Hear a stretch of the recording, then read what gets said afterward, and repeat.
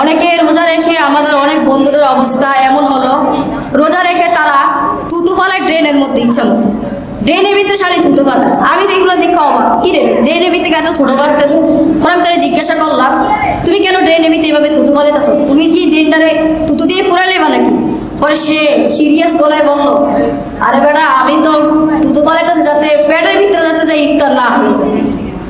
আমরা তো এটাই মনে করি যে স্যাপ গিলা যাবে না, এখানে এই রমজানের মধ্যে থুতু গিলা যাবে, কোনো সমস্যা নেই। তো তা সে এটা মনে করেছে যে ইফতার হয়ে যাবে থুতু গিলে। আমাদের অনেকের অবস্থা এরকমই, গলাটা একবারে শুকনা রাখতে হবে, ঠিক কিনা?